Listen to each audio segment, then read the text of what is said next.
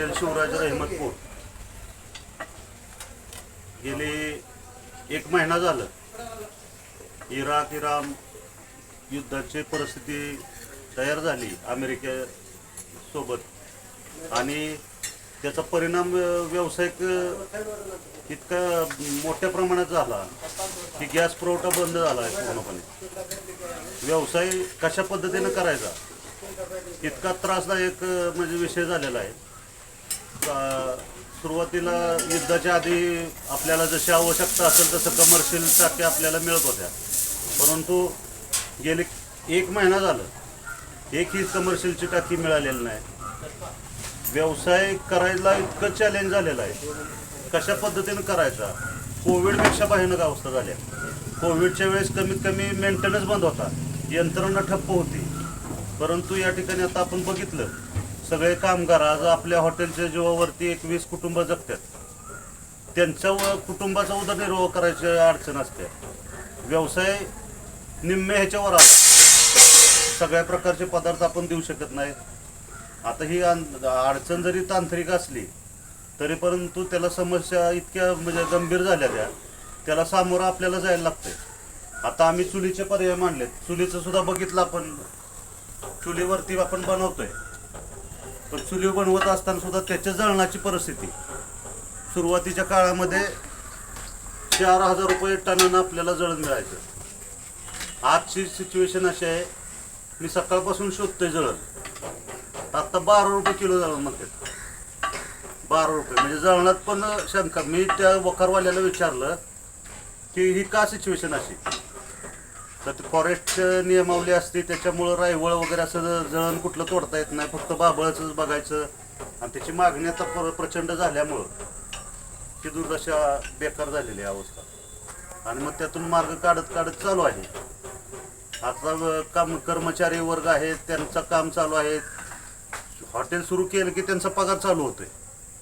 तुमचा धंदा किती होतोय किंवा कमी होतोय जास्त होतोय हा विषय नाही आहे. शटर आपकी मीटर चालू लगेच असं. साधारणतः दररोज किती ग्राहक आपल्या हॉटेलमध्ये नाश्ता पाणी जेवणासाठी येतात? बरेचसेच प्रकार येतात. आपण जर बघत असाल तर रहमतपूर पंचक्रोशीमध्ये एक चांगलं नावाजलेलं आपलं हॉटेल आहे. सारखं रश असतं, एस टी स्टँड चौकामध्ये असल्यामुळं रश असते. परंतु पहिला व्यवसाय करत असताना गॅस वगैरे व्यवस्थित अवेलेबल होत होता. सेवा देताना पटदिशी देता येत होती. चुलीवरती ॲडजस्ट होतंय. आपण आता या ठिकाणी बघत असाल मिसळचा रस्ता, सांबर, या ठिकाणी पुऱ्या करतोय आपण. सगळ्यात महत्त्वाचं ही डोसा भट्टी पहा. डोसा भट्टी सुद्धा आम्ही आता चुलीवरतीच ॲडजस्ट केलेली आहे. आणि ह्याचं काय होतंय, पहिल्यागत असं ताव घेणं वगैरे नाही का, हे थोडंसं तांत्रिक अडचणी खूप तयार होते त्याला. शेवटी लाकडाच्या जळणावरती आपण ते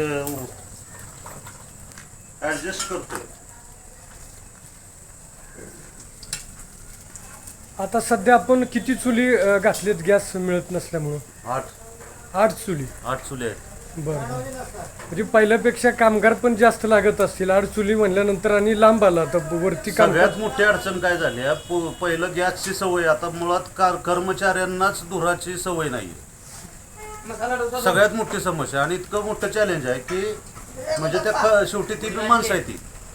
आपण त्यांचा पण विचार करायला पाहिजे की त्यांनी काम करताना धुराला आपण इथं 2 मिनिटं उभं राहिलो तरी आपल्याला डोळ्यातून पाणी येतंय लगेच. ह्या लोकांना दिवसभर काम करायचं असतं इथं, मग त्यांचा स्टॅमिना राहत नाहीये. मग त्यांच्या समजा जिथं 1 माणूस लागत होता पहिला किचनमध्ये 1-2 माणसं लागायची, आता आम्ही 6 माणसं अवेलेबल केले. ते 6-7 माणसं म्हणजे निम्मा स्टाफ तर आमचा आता किचन प्रोडक्शन मध्येच चालू आहे. गुंतलेत म्हणजे जास्त तिथंच जास्त व्हायला लागलंय ना ते. आता साधारणतः महिन्याला आपल्याला किती गॅस टाकींची आवश्यकता असते? महिन्याला नाही म्हटलं तर 10-15 टाक्या तर आपल्याला अवेलेबल पाहिजे होत्या. आपल्याला गेल्या ह्या महिन्याभरात एकही नाही टाकी अवेलेबल. एकही टाकी एकही मिळाली नाही झाली. मग पूर्ण जळणावरच काम. पूर्ण पहिल्या दिवसापासून सुरुवातीला एक दिवस जुना स्टॉक मधलं होतं तेवढी एक मिळाली. प्रशासन तर म्हणतंय की गॅस पुरवठा सुरळीत आहे, त्याबाबत काय म्हणाल? किंवा सरकारकडून तुम्हाला काय अपेक्षा? आता अपेक्षेपेक्षा काय आहे, आता आणि त्याच्याबद्दल आपण जास्त बोलण्यापेक्षा एखाद्याचा अभिप्राय घेण्यापेक्षा वस्तुस्थिती जर तुम्ही जाऊन बघितली प्रत्येक ठिकाणी तर आमच्यापेक्षा तुम्हाला ते जास्त मांडता येईल. तुम्ही व्यापारी संघटनेमध्येही आहात. रहमतपूरमध्ये किती हॉटेल आहेत आणि सगळीकडेच अशी परिस्थिती आहे का आपल्याकडेच गॅस शिटांचं? प्रत्येक ठिकाणी किती हॉटेल आहेत साधारणतः रहमतपूर शहरात? तर नाश्त्याचे भरपूर आहेत. ते नाश्ता आहे, त्याच्यात चायनीजचे आहेत, चायनीज सेंटर आहेत, ढाबे आहेत. ढाब्यात सुद्धा आता काय झालं, आता फ्राय पॅन वगैरे सगळे बंद आहेत सर्व ऑर्डरचे. मग ते चुलीवरती एकदम रस्सा बनवायचा, ढवारा टाईप असतं ते बनवायचं.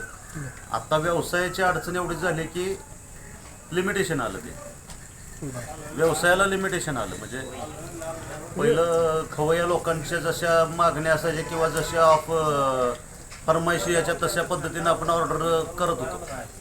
आता मर्यादा आल्यात. मग आता कस्टमरला काय पाहिजे ह्याच्यापेक्षा आपण काय देऊ शकतो एवढ्याच विषय येऊन थांबलाय.